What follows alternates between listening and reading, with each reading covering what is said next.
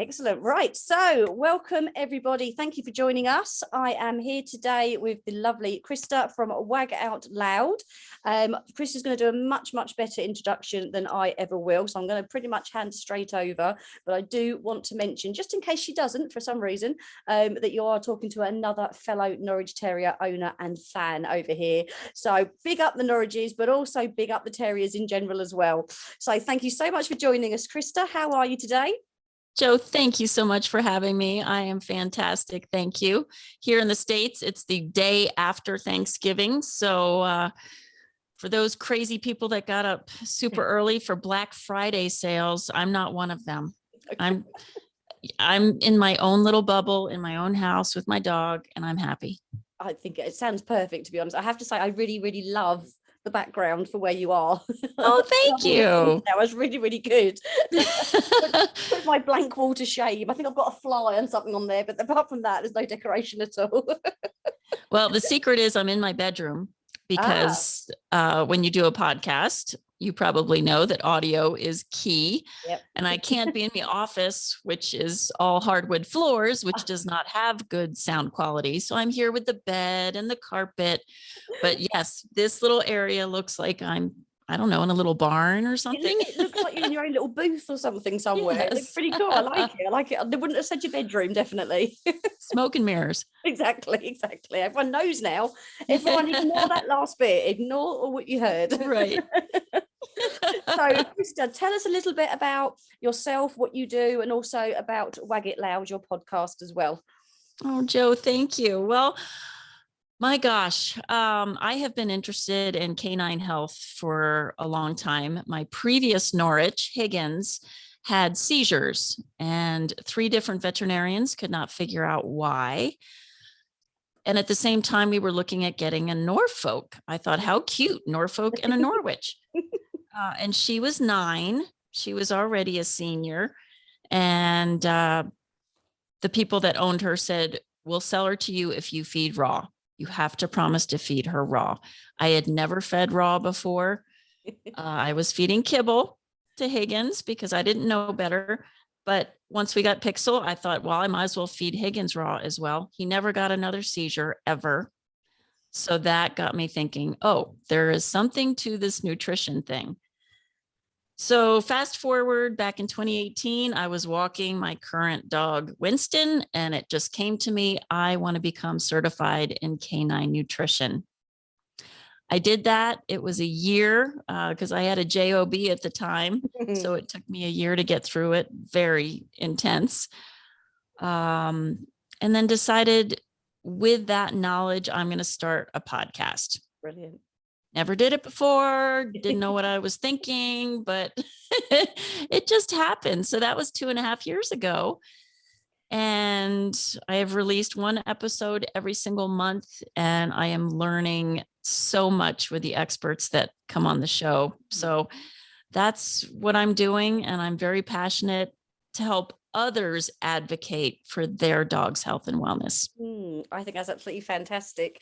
I hadn't realised about Higgins. My first Norwich, Cassie, had seizures all her life from 2 years old to 16 and a half. She had seizures.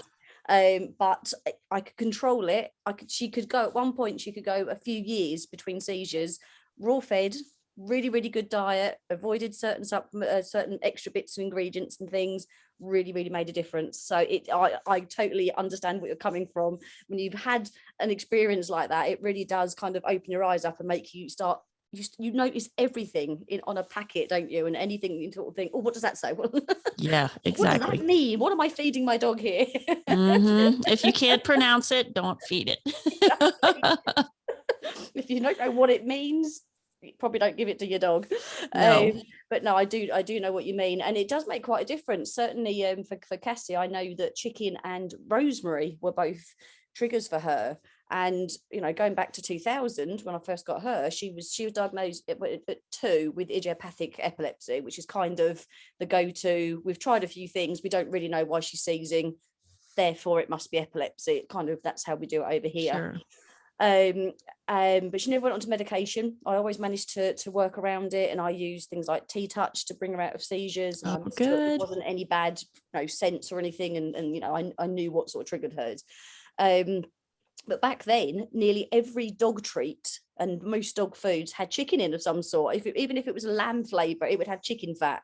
Right. Everything had chicken in. It was just mad, which is why I put her onto raw, and all my dogs have been on raw since. I'm struggling because the new puppy, she's on kibble. Oh, And my God, you can tell the difference. Bless her heart. oh. By the time she got up this morning, and I think it passed about an hour and a half, she'd had 3 poos. Mine do 1 a day. It's such Yes, a exactly. what you feed them and what comes out as well. Gross. But yeah, so it was quite hard. So I ended up, so raw was made it easier. Making my own treats made it easier. But it is much better now. I believe there's so much more range, and people are a little bit more aware, and you've got more in betweens, haven't you, between raw and kibble. So if you can't do raw for any reason, there are a few sort of areas in between, Absolutely. like freeze Yeah. dried and things So like many that. more choices now. Yeah, Yes. there are quite. I mean, I'm a big raw person, but not I'm with you, sister. So your podcast is Wag Out Loud. I love that it's a podcast as well, rather than a podcast. I think Thank that's you. absolutely brilliant. Thank you. So the topic for us for today, which is another topic that I'm very passionate about, which is senior dogs, and it is Senior Dogs Month in November. So what I wanted to kind of look at and ask you about is with senior dogs, and we've both got senior dogs, and obviously people watching have as well. That's why they're here. Is there much of a difference between the kind of nutrition that benefits a dog when they're older compared to a dog when they're puppy, adult, different times of their lives? A little bit, yes. First of all, we touched on raw versus kibble, and I don't want to shame anybody, because that's not what we're here to do. No. If you have the means, then in a perfect world, feeding raw, even when they're a puppy to adulthood, is the best way to feed your dog. Now, Joe, you know that there's 2 camps. Oh, dogs are carnivores. Oh, no. Dogs are omnivores. And for those that have taken the omnivore approach, they're going way to the other side to plant-based diets. Yeah. I personally do not agree with that. Dogs are still 99% DNA of the gray wolf. If you look at their body composition, how they digest food, even the teeth in their mouth, they are flesh eaters. So, rewind, perfect world, raw diet. That is a live food with the live enzymes to help your dog thrive throughout their lives.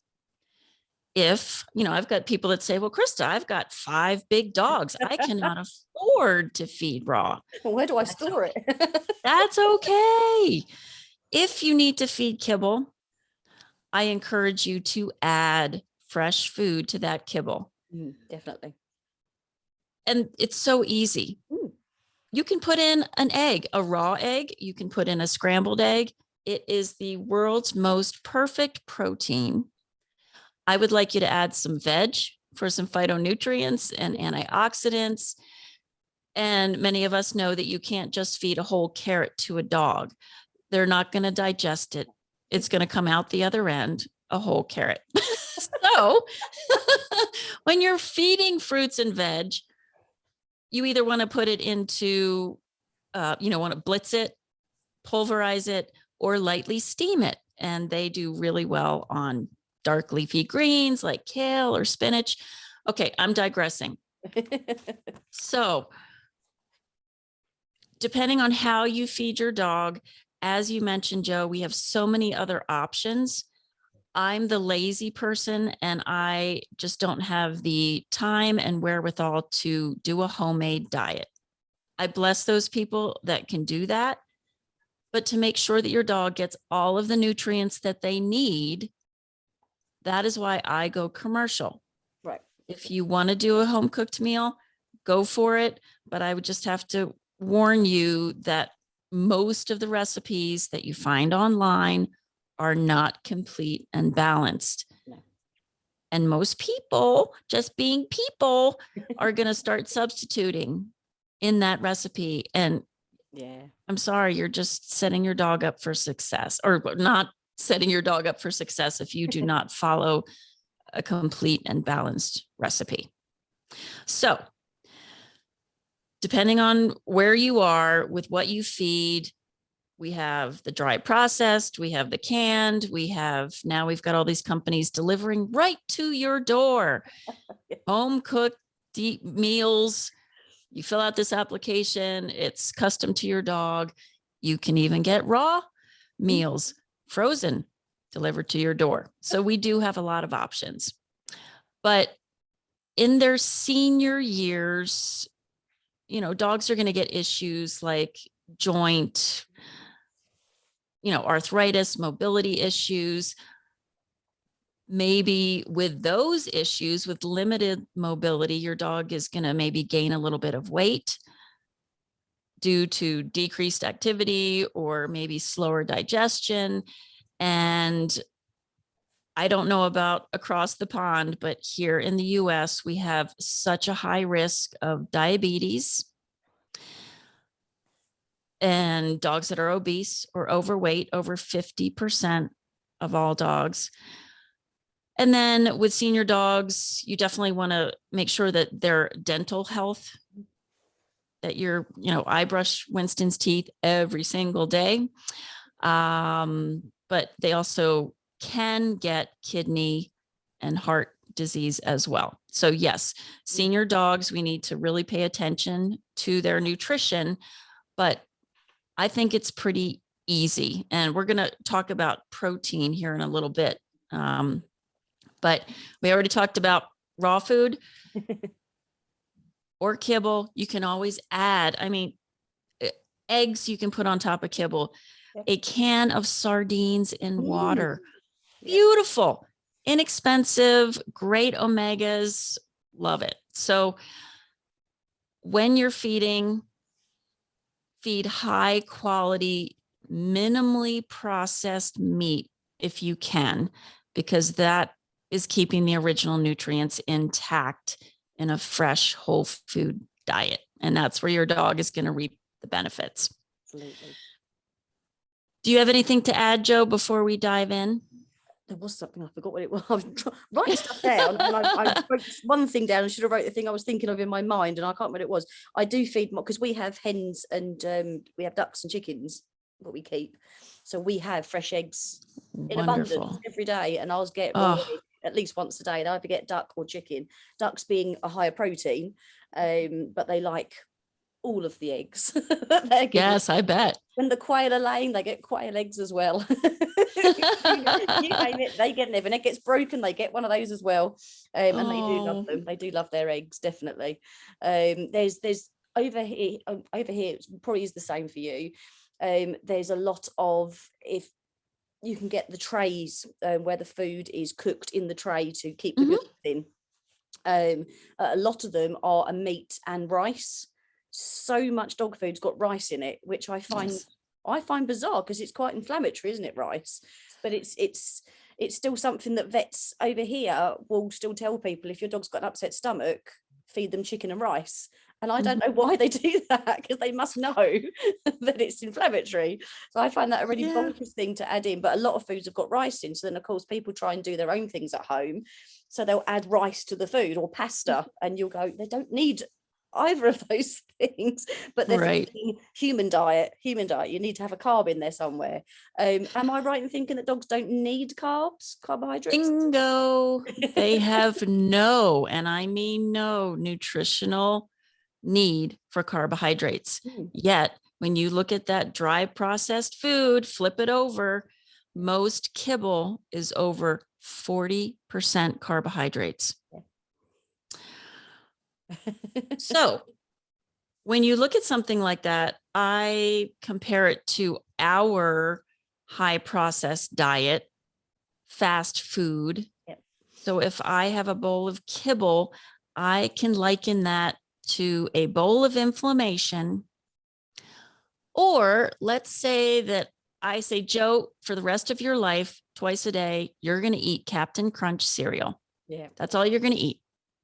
Do you think that that is going to keep you healthy throughout your life? I don't think I so. don't think so. I'm going to get I don't think so. I'm going to get a little boost in the morning and then a lag for the rest of the day, I think. Exactly. On that. So the same thing is happening to our dogs. And I know we don't have time today, but with that high carbohydrate load, whether it's grains or non-grains, so those starchy vegetables are doing the same thing.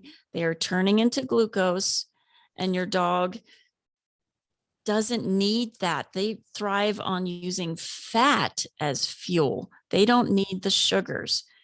So I really am glad that you pointed that out, because they don't need carbohydrates. Mm. But when I say feed them fruits and veg, yes, that is good carbohydrates, but I would limit that to 10% or less of their complete diet during the day, the caloric intake that they're taking in. Okay, so as I mentioned, 50% of the dogs here in the US are obese or overweight. And it's because of these high carbohydrate diets that our dogs are getting diabetes, just like we are getting diabetes. So it's very interesting how it parallels with our health and the dog's health as well. So if your dog maybe has a sluggish metabolism, that they're not as active as they used to be, they might put on a few extra pounds. So again, if this is happening, look at their carbohydrates. Because if they're eating a raw or fresh diet with the oils that they should be taking in as well, the anti-inflammatories, whether it's fish oil or there are other oils out there now,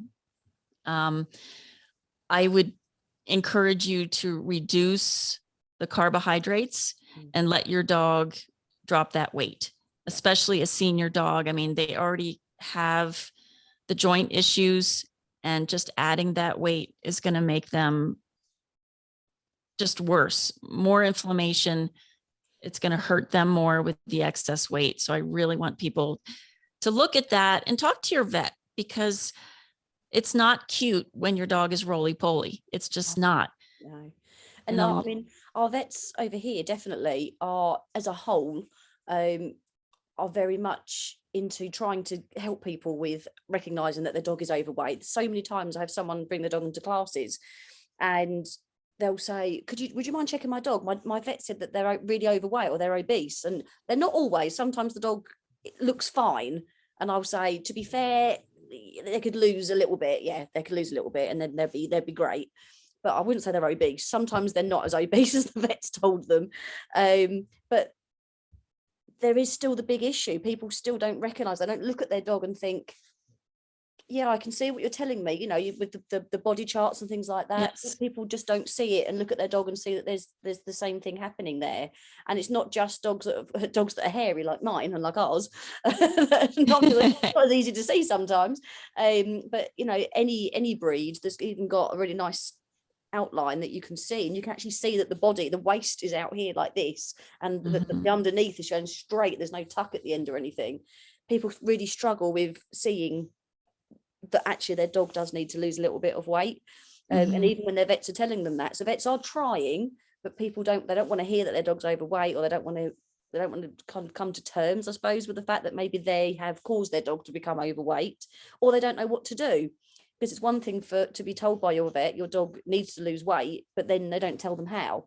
Right. What can we do? So then people ultimately, I want to do agility with my dog to help them lose weight. And I will not let a dog join agility if they're overweight, because they don't need to be jumping and landing. No, that's while carrying excess weight. There are ways to lose it first. I agree. But I will say, once you know what the body condition score is of your dog, dogs should have a waist, and you should be able to feel your dog's ribs. Yep. That is the optimal weight. And some people might say, oh my gosh, they're too skinny. No, it's perfect. So if you do need to put them on a calorie restricted diet, do it slowly. Don't do it quickly, because they can actually become malnourished. So slowly, but look at those calories and just cut back slow. Their digestion might slow down in the older years. They might get constipated. And that's another reason why I love the vegetables, the green leafy vegetables, which are going to provide the fiber that they need. So it also feeds the good bacteria. It's great prebiotics for the gut microbiome. And we all know about that. So very popular, isn't it? It is. Well, we have to remember over 80% of the immune system is in the gut. That's for us too. Yeah. So we want to make sure, and it's when you're feeding just kibble, thus inflammation that leads to leaky gut and all of the problems that it comes with, the itchiness and the hot spots, eyes. You're right, Joe. It's just, it's chain reaction. So much, isn't there? So many things it can lead to. Yeah. Yes. And of course we treat this, what we see, without treating the inside.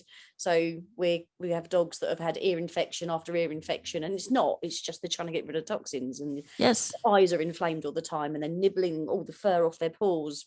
There's just so much going on. But there's so much that can be helped by starting inside. It makes such a big difference, not just behaviourally, but health-wise as well. It really does. So with, what was I going to say? Oh, the calorie restricted diet. So when we've got dogs that are, end of my pen's come off, that are that bit older, and so perhaps their metabolism has slowed down and the weight is creeping on a little bit, with a calorie restricted diet, are there things that can replace some of the kibble to reduce calories, or is that not something that you'd recommend? Because I see online a lot of people, good old online people, will say, oh, reduce their food a bit, but give them string beans and things like that instead, because that fills them up. Sure. You can swap a bit of their regular food for something that's much much more healthier for them. Yes, you could. What you want, of course, is a high quality protein first, because you're not doing them any justice by feeding a kibble that the protein source is a meat meal. Yes. That, again, 4% chicken inflammation is the reason for disease. And I really encourage people to look at a high quality protein, and then they need fat, of course. So the protein that they're going to get is from muscle meat, as well as organs. Yes. The organs contain all the minerals, all the good stuff that the dogs need. So you also want to make sure they get enough calcium. And that's why a lot of these recipes contain bone. Yeah. So it's very important. It's not as easy. And going back to our first conversation, people think, I'm doing good by my dog. I make chicken and rice, and that's it. And there's so much more. So if we can just set them up now with a complete and balanced diet, you're not going to have those vet visits with the ear infections and the itchy skin and the goopy eyes and everything else. So you pay now or you pay later. Yeah. And it doesn't always have to be much later either, does it? No, it doesn't. I see dogs sometimes that I've got, bless him, I've got a dog in class that I'm constantly thinking he's older than he is, because he looks older than he is. And I'm constantly thinking he's like 11, 12 years old, and he's only about 6 or 7, bless him. And he's fitness wise, he's very good, and to look at him body wise, he looks very good, but there's just something about him that seems like he's older than he is. He just looks, his body looks kind of tired at times, and he grays very quickly, and he's a black dog, so obviously it shows up much more. And just little bits and pieces that make you feel like he's a much older dog than he actually is. And I know that he's not on a raw food diet, he's not on a home cooked diet. I know he's on a complete kibble. And so yeah, sometimes I don't even have to be an older dog to have older dog issues, unfortunately, which is a shame for him, bless him, but I'm gradually getting there. There you go. Sliding bits of information across here and there. I know over here, I don't know if you guys have it over there, but I love Dr. Harvey's. It's a dehydrated vegetable base mix. It's called Raw Vibrance, but they do have ones that have the meat already in them. Right. But I love Raw Vibrance because it has the veggies and the fruit and the eggshell for calcium and green lip mussel. And then you just add your own meat, raw or cooked, and an oil, and you're done. Brilliant. Complete, balanced, delicious. Dogs love it. So if you can find something like that, I'm trying to think. There's a couple of things that you would do something similar with, and I can't think of the name. I used to use it when I went if I went camping. Oh, yeah. It's hard to do proper raw when you're camping. So like my little cool box, I've got one that was developed in Australia, so it lasts longer on a hot day or a hot weekend. And so all I needed was a small amount of meat, and then I could just add what I needed to the powdery type stuff. You add water to it, easy. Everything gets released. And it was in there, and I can't think of the name. It will come to me. Can't think of it. Yeah. It will come to me. But it's you just look at the pack on the back, and it's just every ingredient is something that you recognize, and it's just vegetables, fruits, all these lovely things in there, and then vitamins and minerals and lovely bits. No ash or anything like that. It's just all brilliant stuff. Yep, absolutely. I agree. Lots in. Yeah. Yep. So, and freeze dried, if you don't want to feed raw, if you're like, ew, I don't want to touch it, or again, we don't have time to go into bacteria on raw food, and your dog is fine. Your dog goes out and eats poop. They have a very short digestive system, and their stomach is much more acidic than ours. Yes, folks, they can eat raw. They should eat raw. They do beautifully. But antioxidants and the essential fatty acids, you have to make sure that they're getting that, especially as a senior dog. Again, we want to reduce any inflammation that they have so that they don't get the joint issues. And I mean, even the brain, they're showing you can get inflammation in your brain. And for people, that is dementia, that's Alzheimer's, that's Parkinson's disease. Doggy dementia is a thing. It is, yes. So sundowners, it happens to dogs as well. So make sure that they're getting a high quality oil. The immune system, we already talked about it, that you want to make sure they have healthy bacteria. We have a company here, Animal Biome. I don't know if they do business also in Europe or not, but they have a test that you can test their good bacteria and bad bacteria. And I was amazed. Winston had way too much E. coli. Oh, wow. Now he's fine. But nothing is regulated in the industry. And I'm talking food, I'm talking supplements, toys, treats, shoes. Nothing is regulated. So we really have to do our homework. As you said, read what are the ingredients in this product. Do I recognize it? If you don't, call the company, ask them questions. Where do you source your ingredients? Where is this manufactured? Why do you have this included? Ask questions. Yeah. And it's always your dog can't talk. Sorry. No. Well, occasionally with the terriers. They can answer back, but apart from that, I was just gonna say also, you buy a food sometimes and you think, okay, well, I'm going to get this particular flavor. I know my dog can't have this or that, or I don't want to feed them that particular type of meat, so I'm going to get them beef or lamb or fish. look on the back, and actually somewhere in there will be chicken or beef, and you're trying to avoid that or whatever it might be. So they're mixed. know what's in the packet, because the predominant meat might be the one you're expecting. I know years back there was, I believe they're still going, that there was a raw food that was just the protein, a block of protein, and then you added other things to it. And their rabbit one was called rabbit dinner. When you think, oh, good, rabbit, I'll get rabbit. And especially like Cassie, you couldn't have chicken. Excellent. You turn it upside down and it's actually 40% was rabbit and 60% was chicken. Yeah. And they got away with it by putting dinner in there. So it was, there's rabbit in here, but it doesn't make up the whole. So even that, you know, initially I thought, oh, good, I can get that for Cassie because she can't have chicken. She can't even have that because it's mostly chicken. So yes, always check what is going into the food, because she just can't be sure that what's on the front is all that's going in there. There'll be other bits and pieces in there as well somewhere, which is the downside again of something that's complete like that, is that you can't sort of pick and choose what goes into the food.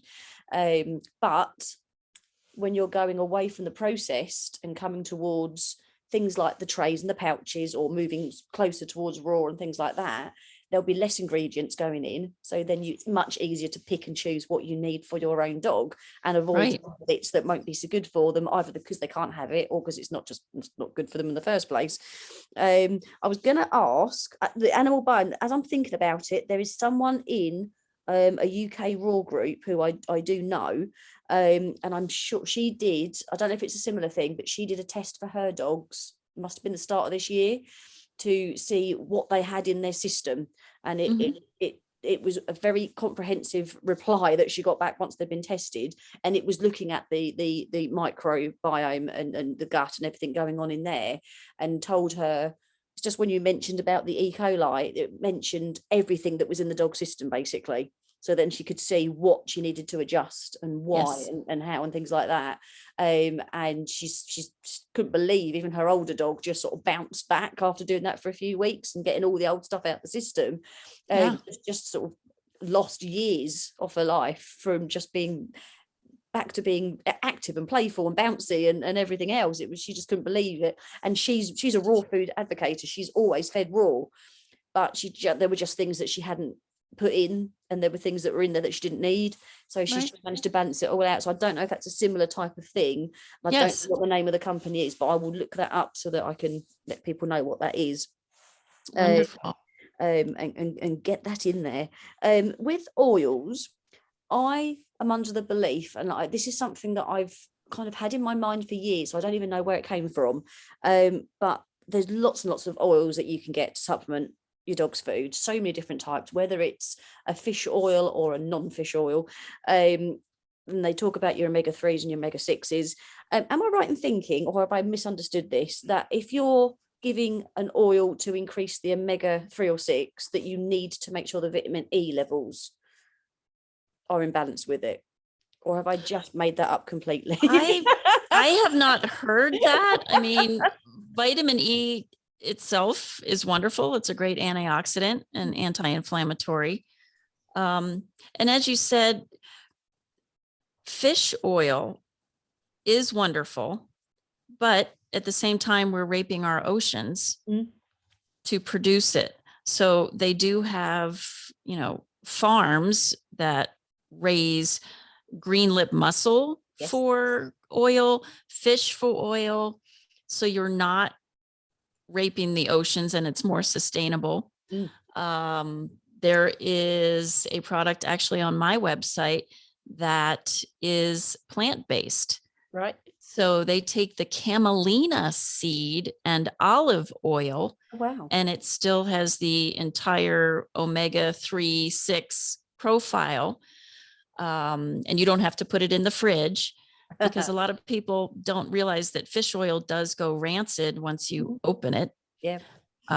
So yeah, that's another thing you just have to do your homework on, which oil to feed your dog. Yeah. But again, can of sardines and water, put it in their food. It's delicious. They love it. So the smaller the fish, the better. You probably know with the larger fish, more mercury is in that fish, but the little guys, the sardines, the anchovies, yum. Dogs love them and they're great. Mine love them. They're like little sprats as well. Yes. Dried sprats and normal sprats they'll have occasionally, but yeah, they do like their sardines. Good stuff. And Joe, I want to go back to one thing that you mentioned, allergies. Hmm. It's actually a misnomer. A lot of dogs don't actually have an allergy to a certain protein. Okay. It is, if you take your dog and give them a rotation of proteins, it's actually an intolerance that people are seeing to a certain protein, not an allergy. Allergies do happen, but it's rare. It's an intolerance. So I really encourage people to rotate your proteins, and your dogs are going to love it. Variety is key. And each protein has its own amino acid profile. So it's good to rotate your proteins so that they don't have an intolerance. So you want to start them young with that. So as we're talking about protein, this is key with senior dogs. If you have a healthy senior dog, and I mean that they don't have kidney or liver issues, they should actually get more protein as they age. Yes. So that, protein helps build and maintain their muscle. It strengthens their immune system, and it supports their central nervous system as well. So again, we want to steer away from poor quality protein sources, especially for senior dogs. So if you can stay away from the meat meal and the bone meal, please don't go that way, because the inflammatory markers in those, because they're sub-quality and they are exposed to high heat. And this is going to put more strain on your senior dog's organs. So quality, bioavailable, digestible protein is the way to go. So this is not just my opinion. There is research that says that you have to increase the protein for aging dogs. It's just a fact. So the other protein sources, if they're not getting enough, they're going to have weakened kidney and liver function. And that means that their entire body is not even going to process the amount of protein that they're given. So I really, really want you guys to look at that. So with higher protein, so we're talking about obviously meats is obviously a really good way of getting protein. Are there other things that we can do other than just kind of just looking at the types of meat? Because obviously that can be a minefield in itself if we don't really know what we're doing. I mean, my freezer at the moment, I must have about at least 20 different types of meat protein in my freezer for the dogs. I don't eat meat a lot. I'm not a vegetarian. I just don't eat a lot of meat. Right. But the freezer is literally packed full of different types of meat for the dogs, and they can go 2 weeks without having the same thing twice, basically. That's wonderful. Which is great, and they love it. They always love it. But I've done a lot of research, and I've been doing raw for a long, long time, and I'm very comfortable with it. But of course, not everyone is. Are there ways of increasing protein for a senior dog if you are either having home cooked, or if you are doing raw but you don't really know what you're doing, or if you are using kibble? Are there ways of increasing protein? I mean, you might think, okay, all I'll do is just grab some chicken and just chuck it on top of the kibble. Are there ways of doing this that's a bit easier than just sticking a slab of meat on top?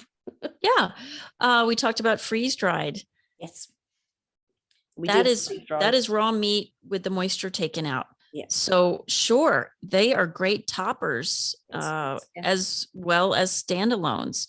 We have a lot of freeze dried, air dried, complete and balanced meals. But if you're going to do that, I really suggest that you add water, because anything that is extruded where the moisture is taken out of the food, these dogs are walking around dehydrated. So you want to put that hydration back in. That's a very easy way. There's great freeze-dried food / toppers out there that you can just easily add. And Joe, I'm glad you brought this up, because treats,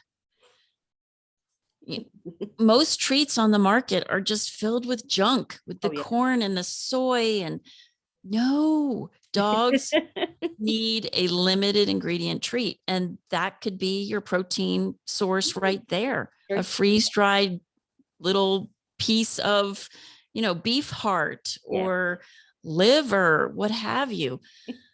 I would rather see you do that with less calories and a higher quality protein.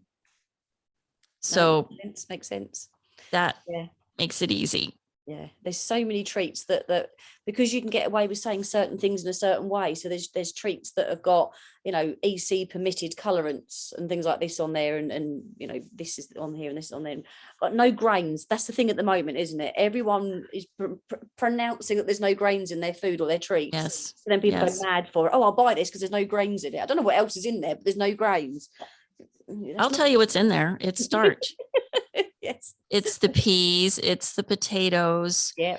And it's no better for them than the grains. And, let's go back to, dogs do not need carbohydrates in their diet. Yet we're feeding them carbs, either in the form of grain or these peas, legumes, potatoes. And the problem, at least here in Europe, it's so much better, but we are spraying these crops with pesticides, and it's called glyphosate over here. The company is Monsanto. They started in the 70s. So it's those vegetables, like the legumes, that have the highest concentration of these pesticides. Therefore, all the diseases, if you put the chart up as you start spraying more crops, this is non-organic, obviously, you can just track the diseases are going up at the same rate of the spraying. And sad, isn't it? It's the toxins that are already in our environment. If we can keep them out of our food, that would be great, because it's in our air, it's in our homes. Yeah. Here in the States, we've got these Glade plug-ins that you plug into the wall with.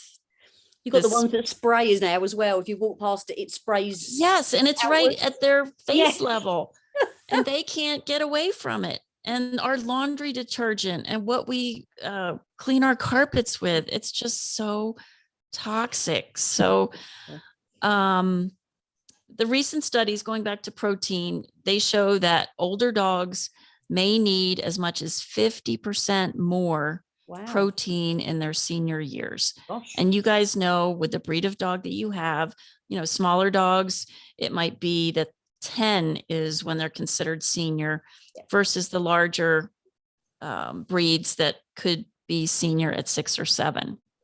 So protein is key. But again, if your dog is in renal failure, you need to speak with your veterinarian, because higher protein might cause them even more harm. But we're talking healthy adult senior dogs, better protein, more protein. So it's a good thing. Yeah. So back to your question from before, a healthy older dog should get 25% or more of their calories from a high quality protein. So again, I prefer that these proteins be derived from animal sources and not plant-based, because you see, again, in a lot of kibble, the corn, the wheat, the soy, that is not a high quality protein source.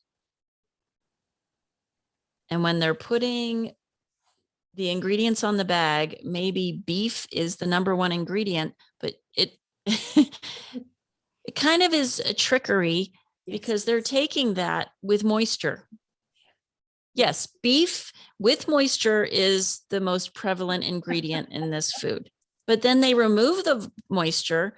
And if you compare that to the other dry ingredients in this food, realistically, beef will probably be in the middle or even lower. Comes with often it will say something like minimum amount is like Yes. 4% or something, isn't it? It's a really, really low percentage. Yeah, on the front. How they trick you. Beef. Yeah, beef flavor. Not good. Not good. A lot of beef in it, but it's a beef flavor. Yes. See what these say on here. What's in these? How much time do we have, Joe? We've still got, if we're doing an hour, we've got just under quarter of an hour. Okay. We can always do a part 2 another time if you'd like to do a part 2 another time, or we can focus on maybe the raw side of things a little bit more, things like that. Well, the only thing I was going to add is supplements. Yeah, absolutely. Yes. So we talked about fish oil. So many general ones, but not many people talk about what to do when your dog is that little bit older. Yes. So the fish oils, it's a must-have for joints and anti-inflammatories. Vitamins and minerals, I already mentioned that organ meat is the perfect vitamin mineral to feed your dog. And I hate to keep going back to kibble, but I just have to make people aware that when they're making this high heat processed food, all the vitamins and minerals are cooked out of it. Therefore, they have to put a synthetic mix of vitamins and minerals back into that dry processed food for it to be considered complete and balanced. Am I right in thinking that when you've got a vitamin or something that's actually reconstructed and been created, it's not a natural vitamin, mineral, etc., but man-made, that it actually would be harder for the body to utilize it and absorb it than if it was just naturally done? Absolutely. And they're going to pee it out. Yes, they are. Yes. Yeah. That's what's going to happen. So for joints, number one, we want to make sure that they are not overweight. Number two, I've found a product over here. And again, I'm sorry, I don't know if they ship overseas, but it's it's called Happy Bond. And it actually rebuilds cartilage. Wow. And it works. So it has your glucosamine and other vitamins and minerals with it. They have 3 different formulas. So you can start from puppy to adult to senior. Winston gets senior. And I thought Winston was fine, but I try out all of the products that I stand behind. And he was not walking anymore. He was running on our walks. Wow. So I didn't even know he was having mobility issues until I tried this product. So I would look for a joint supplement. Again, you have to do your homework. And vitamin C is good for inflammation, glucosamine, some have chondroitin. I like this Happy Bond because it has the collagen as well. Okay. So look at that. Your omega-3 fatty acids, huge. CBD. Okay, let's talk about CBD for a minute. It's getting more popular. It's everywhere, at least here. No one knows what they do. Yeah, it's very popular over here. You can find it in a gas station. Yeah. What? Yeah. Okay. It's a really good quality one. Yes, it must be. Again, people, we got to do our research because some of these are snake oil. Some of these you are paying so much money and they don't have the full spectrum CBD. Again, nothing is regulated. No. You have to find a company. And I've got some on my website that I absolutely love. They're third-party tested. It works. They're even over here now, in the last couple of years, they've actually made it, I don't even know who, powers that be have decided that you cannot market something that's CBD for dogs. So all the companies in the UK that were CBD for dogs, and that was in their title and things like that, they've had to stop and just say, oh, the CBD, yes, it's for humans. And then if someone says, can I use it for my dog? They'll say, oh, we can't tell you to do that. And then they have to do it in a private message because they can't state that they sell CBD for dogs. They're not allowed to do that. Right. It's crazy. Well, over here, our veterinarians can't even talk about it. They might think it's the best thing for your dog, but they can't talk about it. So again, you're on your own. It's the Wild West out there. It's mad, isn't it? But as we're talking about supplements, one that you can make yourself that is super nutritious and senior dogs can really gain is bone broth. I knew you were going to say that. I love bone broth. I don't personally love it. I love it for the dogs. Yes. I don't eat it myself. It. Thank you very much. But it's so easy to make. You can do it in a crock pot. I do it in my Instant Pot, which is such a great consistency. It's perfect. It doesn't take as much time, but this is power-packed nutrition. It's all natural. You just buy some soup bones at the butcher or at the market and put it in your water. And there's some great recipes online, but it's so good for their organs and their immune system and their joints because it's got the collagen. Exactly. It's got everything. I mean, if you stick some ACV in there, apple cider vinegar in there, it helps get everything off the bone, doesn't it? So you're right. Coming through and coming out. I like to use it as well. I've always got some just frozen in sort of ice cube trays. So if one of my dogs, it doesn't happen very often, but if one is not too well, once they are starting to look a little bit better, I'll give them more bone broth to help just try and give them some nutrients, because if they're not feeling like they want to eat and they don't want to eat anything at all, it's tempting to go just eat something. Absolutely. Especially if it's in from the fridge and it's got a nice bit of jelly on top. They love it. Oh, they love it. Yeah. So bone broth, it contains vitamins and minerals. It's going to support their general health as well as their immune health. It's got the glucosamine, the chondroitin, hyaluronic acid to support that joint health. It has glycine, which is good for liver function, natural anti-inflammatory compounds like proline and arginine and the glycine, easy to digest. Dogs love it. And it's very soothing to their digestive tract. And as you were saying, Joe, even dogs that might not have a big appetite, they will eat the bone broth. They love it. So I love that as a supplement because it's natural and you can make it easily. You can buy it over here. Some places you can't. Well, here too. It's not going to be as good as doing it yourself, but you can buy it.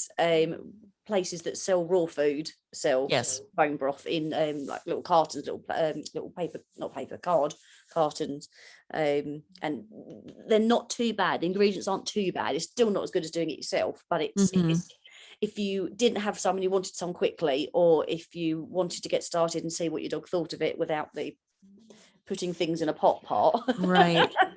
It's something that you could get you started. Yeah, try it first, buy a commercial brand, and then just know it's so easy to make at home. I get those jelly jars and I just pour it in there. It's frozen. And then every week I pull out a new jar and add it to Winston's food, and he absolutely loves it. So on that note, you probably have it there too. Goat milk. Yes. Oh yes. They have goat's milk each morning. Yay, your dogs are lucky, Joe. They get up, they have their goat's milk, they go back to bed, and have their breakfast later on. Goat milk is, I feel like I have so much to say, but many dogs cannot tolerate cow's milk. And it's because of the size of the protein in cow's milk that they cannot, it's not bioavailable to them. And that's why a lot of dogs are lactose intolerant, just like we are. But goat milk is so healthy, loaded with pre and probiotics. It's, of course, got the calcium in it. Dogs love it. So if you've never tried goat milk, I would try that. And then there's also fermented fish stock. Yeah, I've not tried that, I have to admit. Oh, dogs love it. It's a little stinky, as you can imagine, but of course, dogs love that. Absolutely. I think you're the better. So Fish, many good oh, things out there that are so good for your dog. And then as we're wrapping up, it probably goes without saying, but senior dogs, physical and mental exercise, don't ever stop doing that with your dog, no matter how old they are. They might just go a little slower, yep. but get them out, do activities, let them go for a walk. Mm. You know, I call it sniffari. Yes. I'm not going to tell Winston today where we're walking. I'm going to go where he wants to go. And I'm going to be patient and stop at every blade of grass for him so that he can sit. Because that mental activity, you know, keep learning new tricks. Yeah. Dogs love it. Give them a job. Play games, do the find it, do some treats around the house and have them find it and use their sense of smell that they are so much better at than us.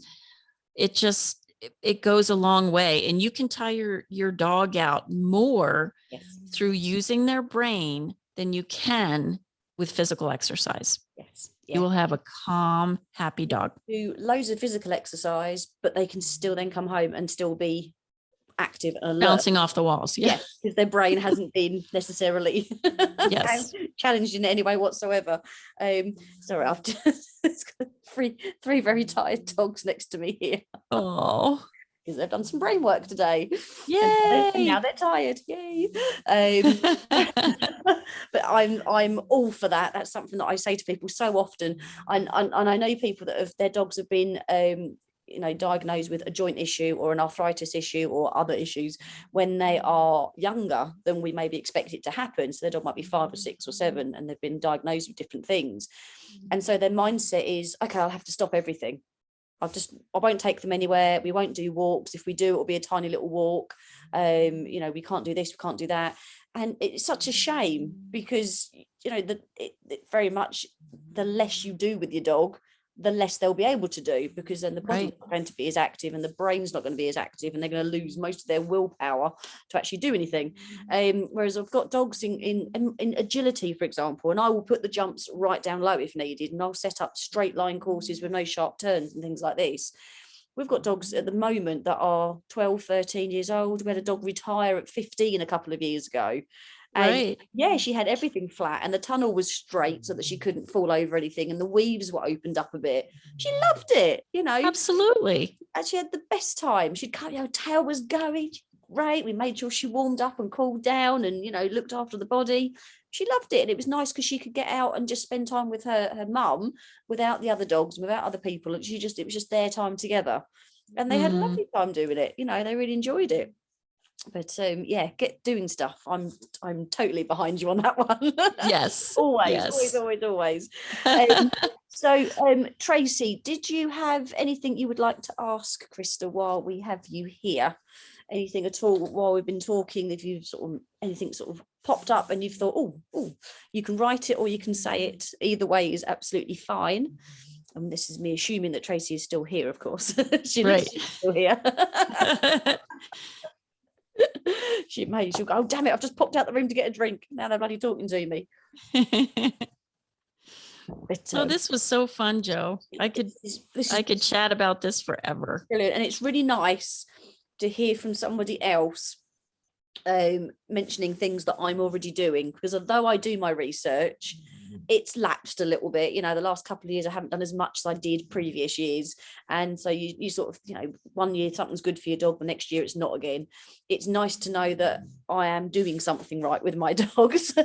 Oh, you're a good dog mom. I've got some ideas for more things that I can do for my dogs as well, and if then something I'm giving them they don't like anymore, or I can't do it or can't get hold of it or whatever reason, I know that there's other things I can be doing as well as or instead of to help them out, which is really, really nice. And even for little tiny, oh my god, she looks adorable, little tiny puppy who is on kibble, and it's all organised through the charity for the Dogs for Autism charity by a pet food company, so that's what she's fed.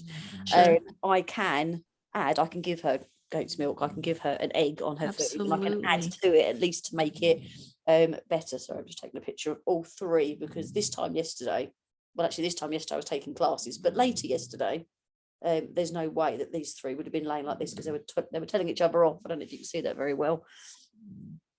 Oh, The camera's on, there it is. everybody's hanging out. And we've got one snoring, the Labrador's snoring, the terriers are just chilling.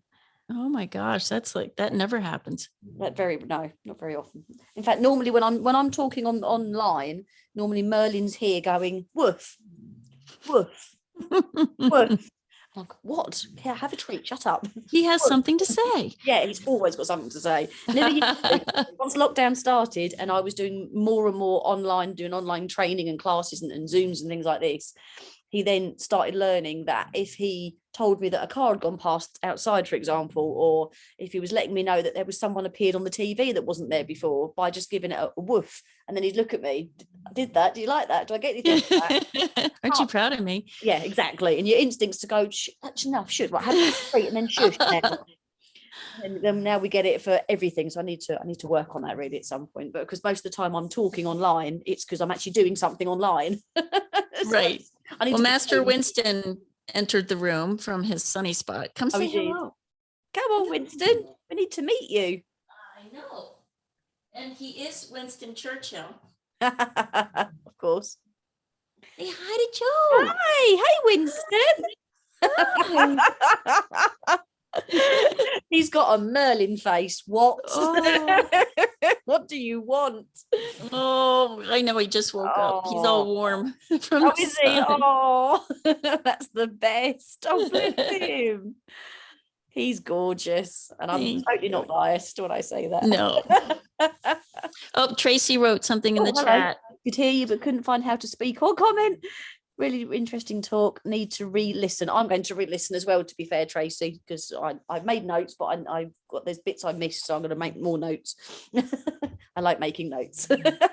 Well, we're always learning. Never stop learning. Absolutely. No, I totally agree with that as well. Excellent. Right. So I think then we will finish for today with this particular topic of senior dogs, yeah, I think it would be really nice to have another chat another time when you're free to talk about more specific topics perhaps as well. Oh my gosh, I have so many topics. I've got the canine fitness side, you've got the nutrition side, there's so much stuff that can go together. So before we finish, could you tell people how can they reach your podcast? How can they get hold of all the brilliant things that you've talked about and had people talking about in the past? Well, thank you, Joe. Well, just go to wagoutloud.com and all of the podcast episodes are there. It's free to listen. You can download right from the website, or never miss an episode and just follow on your favorite podcast player. I have lots of great free resources on the site. We do events just like this. And then starting in January, I'm going to go to 2 episodes a month instead of every week, because I have some other fun and exciting things that I will be working on still in the canine health and wellness space. So I just want to free up my time to do a lot more. So I'm really excited about what the future holds. Wow, that does sound very exciting. Yay! Keep an eye out and see what that's going to be. Yes, stay tuned. Excellent. Thank you so much, Krista. It's been fabulous talking with you, but mostly listening to you, because it's just I'm writing notes manically and thinking, oh, I'll ask about that in a minute, but I don't want to interrupt because I'm listening and I'm really enjoying what I'm listening to. Oh, well, this was a pleasure, and I encourage everybody to advocate for your dog's health and wellness. As we mentioned, nothing is regulated, unfortunately, in the pet industry. So we have to do our due diligence and our homework, but our dogs will really appreciate that effort. And you can, I mean, at the minute I'm just looking at 3 dogs snoring, but generally you can look at your dogs and kind of just think, look how happy they are. They're able to run or play, or they can lay comfortably, or look at how much they're enjoying what they're eating, or whatever it might be. And you can then know that you're doing the best you can to help your dogs be the best they can. And there's nothing you can get around that. That's just such a nice feeling. It's so nice to be able to do that. Absolutely. So we are going to finish here. So Tracy, thank you for joining us. I was pretty sure you'd be here because you are really, really good with your dogs and you do so many things. If I ask Tracy to do something or suggest it, she does it. She's absolutely fantastic with her dogs. I'll speak to you online later, Tracy. We're going to finish the recording here. Hold fire where you are. Thank you so much, everyone, for listening in. If you do have any questions, then you can also contact, obviously, myself at Dog Training for Essex and Suffolk, or you can contact Krista via her Wag Out Loud podcast and on her website as well. Thank you again so much for joining us, Krista, and we're going to finish there for now. Thank you.